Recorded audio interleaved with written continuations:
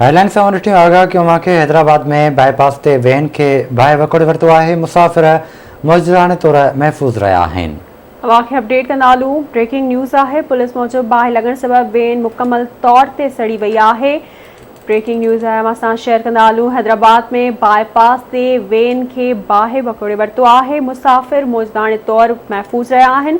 Police मूजिब बाहि लॻण सबबि वेन मुकमल तौर ते सड़ी वई आहे। बाहि लॻण जा कारण मालूम न थी सघिया आहिनि। अवांखे अपडेट कयूं पिया। हैदराबाद में बाईपास ते वैन खे बाहि वकोड़े वरितो आहे। मुसाफ़िर महफ़ूज़ रहिया आहिनि। तफ़सील वठंदासीं हैदराबाद मां सीनियर रिपोर्टर इरफान बुगियो खां। इरफान, आगाह कयो, छा तफ़सील आहिनि? जी, हैदराबाद बाईपास ते पुलेलीवा वेझो वेन खे ओचितो बाहि लॻी वई ऐं बाहि लॻण जे नतीजे में वेन मुकमल तौर सड़ी चुकी आहे। पर अलाह ताला जो शुक्रानो जो कंहिं बि मुसाफ़िर खे को बि नुक़सानु न पहुतो। समूरा मुसाफ़िर महफ़ूज़ रहिया आहिनि।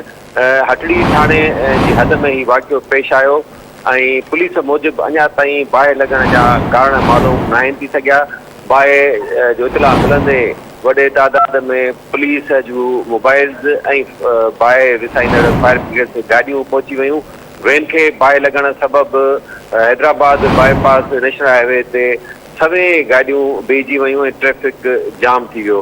हिन वक़्तु पुलिस मूजिबि सूरतहाल कंट्रोल में आहे ऐं जेको आहे सो नेशनल हाईवे खे ट्रैफ़िक लाइ खोलियो वियो आहे। जी,